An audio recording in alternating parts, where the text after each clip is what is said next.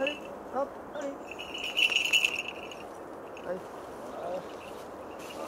C'est mignon, c'est mignon, allez. Il y a un coin très sale là-bas, je sais qu'il y en a.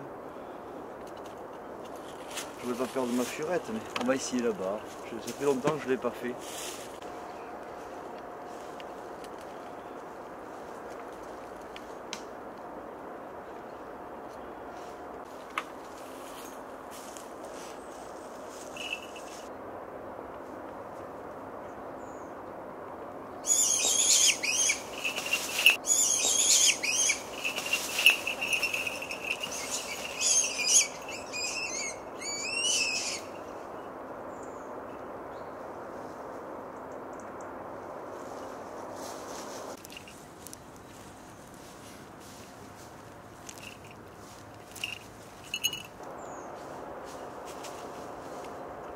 Allez.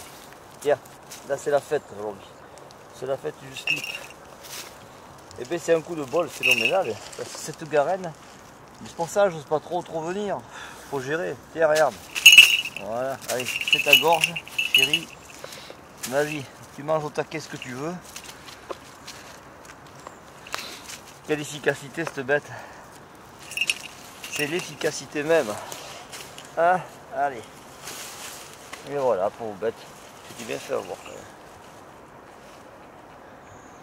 La petite furette qui, tant qu'il y a un lapin, elle reste dans le terrier.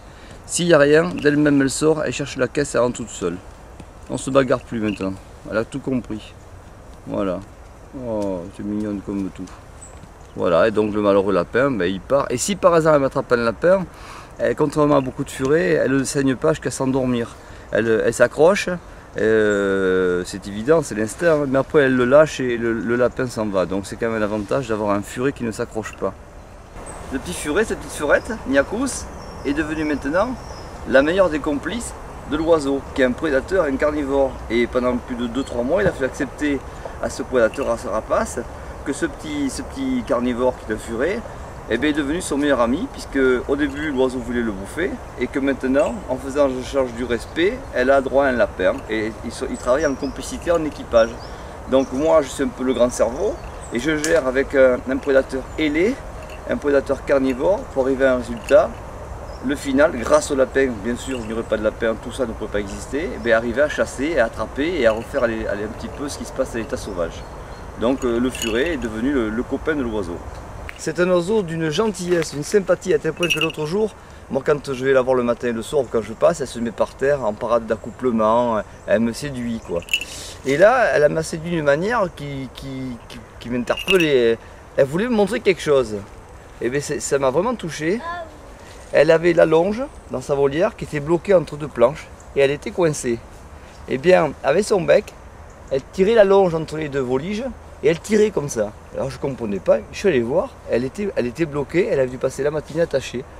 Mais d'une manière, c'était expressif, ça m'a vraiment touché. C'est un oiseau très sympa, très affectueux, et c'est un oiseau qui à l'état sauvage vit grégaire, en tribu. C'est-à-dire que c'est un oiseau qui vit dans les déserts mexicains. Vous avez 4 ou 5 oiseaux sur des têtes de cactus, et 2 ou 3 en rabatteur par terre à faire partir un éventuel lièvre ou lapin. Et quand elles arrivent à rabattre la proie, les autres attaquent, elles chassent en tribu, elles chassent en meute. C'est très particulier.